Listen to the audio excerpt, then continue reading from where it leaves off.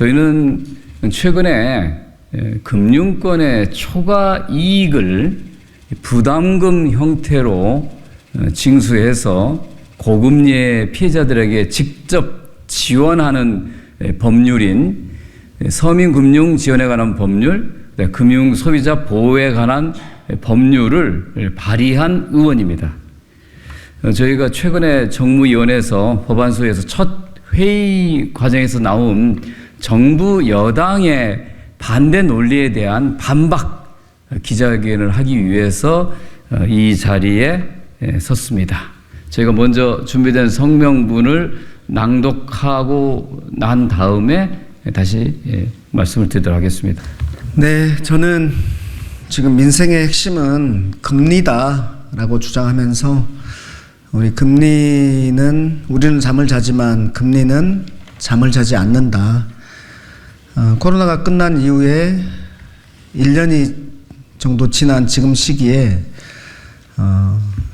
이 이자 때문에 올 겨울은 매우 힘든 겨울이 될 거다라고 예상을 하면서 금리를 낮추기 위한 금리 인하 3법, 불법 사금융 근절 입법 이런 부분들을 내서 열심히 금리와 싸우고 있는 사람입니다. 안양시 동안구 갑 국회의원 민병덕입니다. 금융사 초과이익 환수, 금리 부담 완화의 첫걸음이다. 지난 28일 정무위 법안소위에서 민병덕 의원과 김성주 의원이 발의한 금융권의 초과이익 환수에 관한 법안이 처음으로 논의되었다.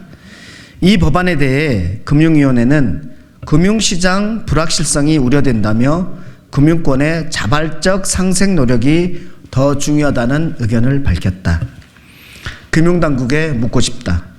법적 근거도 없이 금융기관들을 압박해 돈을 걷는 것과 법률로 정한 기준에 따라 일정 금액을 부담하도록 하는 것 중 어떤 것이 더 불확실성을 높이겠는가? 사회적 논의를 거쳐 법률화된 법률로서 근거와 기준을 만들어줘야 초과이익 환수의 명분이 분명해지고 금융사의 지출도 투명해지는 것이다. 금융사 역시 이사회와 주주의 의견을 무시한 채 법적 근거도 없이 2조 원이 넘는 상생금융을 어떻게 내놓을지 부담이다. 투명하고 예측할 수 있는 방식으로 입법을 통해 제도화해야 해외 투자자 이탈과 배임 논란도 해소될 수 있다는 점을 분명히 밝힌다. 여기에 더해 금융위는 이중과세 문제가 있다며 법안을 반대하고 있다. 그러나 우리나라에는 이미 담배에 부과되는 건강증진 부담금 등 여러 종류의 부담금과 출연금이 존재한다. 우리가 발의한 금융권에 대한 초과이익 환수 법안 역시 부담금 형식이며 기존 출연금을 확대하는 방식이므로 아무런 문제가 없다. 오히려 금융위의 논리라면 우리나라 현행법상 모든 부담금과 출연금들은 이중과세에 해당하므로 폐지되어야 한다. 특히 윤석열 정부가 법적 근거도 없이 금융기관을 압박하여 거두려고 하는 상생금융은 아주 대표적인 불법 이중과세에 해당한다.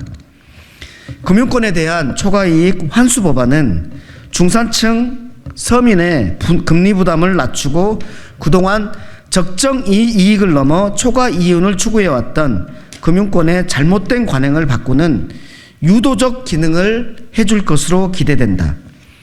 호서대학교 정훈 교수 논문 초과이익 횡재의 본질에 따른 과세체계 고찰에 따르면 특정 기업군에 대한 초과이익세를 설계할 때부터 해당 기업군 제품의 가격 조정을 유도하는 정책적 결정이 필요하다고 명시하고 있다.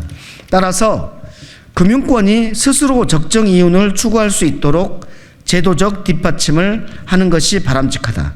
즉 은행은 횡재세를 낼 바에는 자신들의 고객들에게 이자 부담을 낮추고 부당한 가상금리를 없앨 것으로 예상된다. 또한 초과이익에 대해 환수하면 반대로 손실이 날 때 정부가 보상해야 되는 것 아닌가라는 비판 역시 조세의 본질을 부정하고 과거를 망각한 주장이다.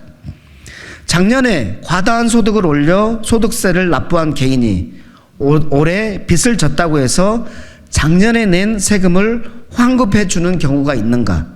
이러한 논리라면 상생금융 방안을 강요받고 있는 금융사들이 손실이 났을 때 금융당국은 어떻게 보상해 줄 것인지 되묻고 싶다. 게다가 이미 우리나라는 1997년 IMF 외환위기 당시 국민의 혈세를 바탕으로 도산위기에 빠진 금융회사들의 구조조정에 총 168조 6,553억 원의 공적 자금을 투입한 바 있다. 정부의 허가 규제에 따라 과점 사업을 수행하는 은행은 부실 운영으로 손실이 발생한다 하더라도 국민의 세금으로 지원받고 회생한 사례들이 있다. 국민의 세금으로 지켜낸 금융기관들이 정작 국민이 어려울 때 이를 외면하는 것은 기업의 사회적 책임을 회피하는 것뿐만 아니라 공정과 상생이라는 가치에도 어긋난다는 점을 분명히 알아야 한다.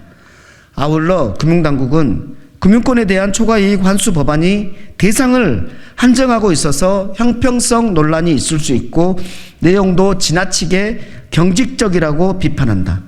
그러나 윤석열 정부의 금융당국은 서민들이 은행에 종노릇을 하고 있다는 윤석열 대통령의 말 한마디에 의해 고금리에 따른 대규모 이익과 전혀 상관없는 금융회사까지 상생금융을 강의하고 있다.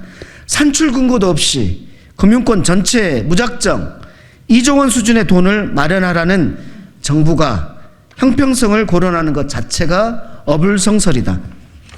특히 김성주 의원이 발의한 금융소비자 보호에 관한 법률 개정안은 초과이익 환수에 대한 기본 원칙을 정하되 징수 대상과 감면 조건 등은 탄력적으로 정하도록 대통령령에 위임하고 있는 바, 이에 대해서 과다이익이라고 검토 의견을 냈던 금융위원회가 이제 와서 법안이 경직적이라고 반대하는 것은 자기 모순이다. 금융위는 금융권에 대한 초과이익 환수 법안이 5년 동안의 이자 수익 평균을 산출 근거로 하고 있다는 점을 들어서 금융사 실적이 몇 년 동안 안 좋다가 갑자기 좋아지면 어떡하냐라는 지적도 하고 있다. 그러나 법안에서는 대통령령에 재량권을 부여하여 대손 충당금 적립 등 특수한 상황에 따라서 기여금 부과를 면제하거나 감면할 수 있도록 설계되어 있다. 따라서 이런 지적도 문제되지 않는다. 정부 여당은 법을 만드는 대신에 금융사가 스스로 금리를 낮추게 하는 것이 직접적인 효과가 있다고도 말한다. 그러나 금융사가 법이 아닌 정부의 강요로 금리를 낮추는 것은 금융시장 안정성을 크게 해칠 수밖에 없다. 또한 지금까지 금융회사가 상생금융 방안으로 발표한 대부분은 저금리 대출 상품에 새로 가입하는 것으로 고금리로 고통받는 국민에 대한 직접적인 지원이라고 할 수 없다. 정부 여당은 금융사 스스로가 지금까지 해왔던 기존의 상생금융 방안에 대해 과연 국민이 직접적인 효과를 체감하고 있는지 살펴보기 바란다.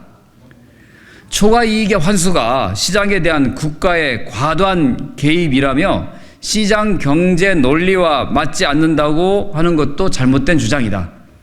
시장 경제 원리에 맞지 않은 것은 오히려 법적 근거도 없이 권력으로 밀어붙이는 윤석열 정부의 강요된 상생금융이다. 초과이익 환수 법안은 불법적 관치가 아닌 민주적 법치를 위한 대안이다. 하루빨리 사회적인 논의와 합의로 법을 만들고 취약계층을 포함한 중산층과 서민, 자영업자와 소상공인들을 지원해야 한다. 호통과 강요로는 금리 부담이 결코 낮아질 수 없다. 정부 여당이 변화된 자세를 보여주기를 강력히 촉구한다.